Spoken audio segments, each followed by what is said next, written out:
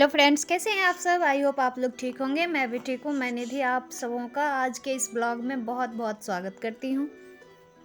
अभी बज रहे हैं दोपहर के 2:10 और मैं आ गई हूँ अपनी स्टडी के लिए। सुबह से मैं थोड़ा परेशान थी क्योंकि मेरे छोटे बेटे का बहुत ही ज़्यादा तबीयत ख़राब हो गया था, जिस वजह से मैं उसमें लगी हुई थी और कोई भी वीडियो भी शूट नहीं किया था। वैसे मैंने अपनी स्टडी सुबह में 4 बजे से कर लिया था 5-6 बजे तक।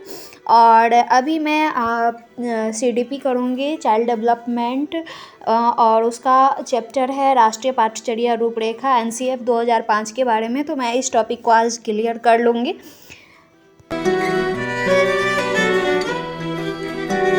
इस टॉपिक को क्लियर करने के बाद इस टॉपिक से रिलेटेड जितने भी क्वेश्चंस होंगे लास्ट में मैं उन्हें भी क्लियर कर लूँगी। तो अभी मैं पहले ये सारे टॉपिक को क्लियर कर लेती हूँ। मैंने पढ़ाई का कोई टाइम टेबल नहीं बनाया हुआ है। मुझे जब भी टाइम मिलता है मैं पढ़ाई करने बैठ जाती हूँ। तो यहाँ पे मेरा बेटा भी जो है सो जग गया था और इसकी तबीयत ख़राब है, तो ये थोड़ा परेशान है, तो जिस वजह से मुझे इसे लेना पड़ता है और इसके भी मन में रहता है कि मम्मा मुझे गोद में रखे। और तो मैं यहाँ पे इसको गोद में लेके ही थोड़ी पढ़ाई कर रही हूँ और ये सोया हुआ है अभी। NCF 2005 के बारे में जो हमें 5 बातें हमेशा ध्यान में रखनी होती है वो है: ज्ञान को स्कूल के बाहरी जीवन से जोड़ना, परीक्षा को अपेक्षाकृत अधिक लचीला बनाना और कक्षा की गतिविधियों से जोड़ना, एक ऐसी अभिभावी पहचान का विकास जिसमें प्रजातांत्रिक राज्य व्यवस्था के अंतर्गत राष्ट्रीय चिंताएं समाहित हो, यह सुनिश्चित करना कि पढ़ाई रटंत प्रणाली पर आधारित न हो बल्कि समझ पर आधारित हो, पाठ्यचर्या का विकास इस प्रकार हो कि वह बालकों को सर्वांगीण विकास का अवसर उपलब्ध कराए। तो ये 5 कॉन्सेप्ट थे जो 2005 NCF के द्वारा कहा गया है। और इसमें जो भी कहा गया है कि जो बच्चों का जो स्कूली ज्ञान है उसको बाहरी जीवन से भी जोड़ना और परीक्षा पे अधिक बल ना दे करके उसको बहुत ही आसान भाषा में उपयुक्त करना, और रटंत प्रणाली ना हो। जो रटतन विद्या होती है तो पहले यह होता था कि रटो इसको, तो रटन पर आधारित ना हो करके वो समझ पे आधारित हो।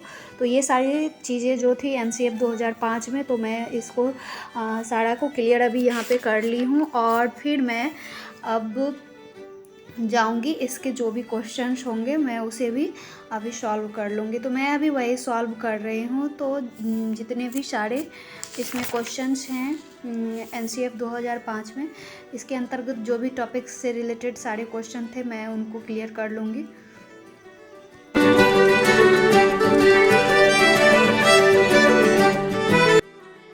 शादी से पहले जब मम्मी पापा लोग कहते थे कि पढ़ाई करो पढ़ाई करो, तो ऐसा लगता था कि ये क्या बोल रहे हैं, हरदम यही कहते हैं पढ़ाई करो पढ़ाई करो। लेकिन अब समझ में आता है कि वो लोग क्या कहना चाहते थे। काश कि हम लोगों ने पहले ही मम्मी पापा का बात मान लिए रहते और पढ़ाई करती।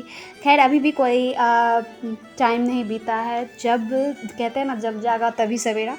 तो अभी भी कोशिश करने वालों की ही जीत होती है। तो हमें जब भी टाइम मिले या जो भी टाइम मिलता है मैं उसमें अपना स्टडी करती हूँ। तो यहाँ पे मैंने सारा कॉन्सेप्ट को क्लियर करके और इसके जो भी क्वेश्चंस हैं मैं उसको भी सॉल्व कर ली हूँ। तो आज मैंने यहाँ पे डेट दे देती हूँ जो भी बनाती हूँ, और जो 5 वो थीम्स थे जो मुझे इम्पोर्टेंट लगा मैंने उसको भी यहाँ लिख लिया है। और फिर मैं अब यहाँ पे अपना स्टडी ख़त्म करती हूँ और शाम हो गई है, 4 बज गए थे। तो मैं अब अपने छत पे कुछ ब्लैंकेट वगैरह दी थी तो मैं उसे ले आई हूँ और फिर यहाँ पे रूम को थोड़ा क्लीन कर देती हूँ। बेड वुड को जो मैंने सुबह सूखने दिया था सब उठा हुआ था, तो मैं सारा को यहाँ पे क्लीन करके बिछा दूँगी, क्योंकि बच्चे हैं घर में तो अभी सभी खेल रहे हैं। फिर जब एक साथ हो जाएंगे तो फिर मैं कर नहीं पाऊँगी। तो अभी मैंने ये सारा काम यहाँ पे कर लिया।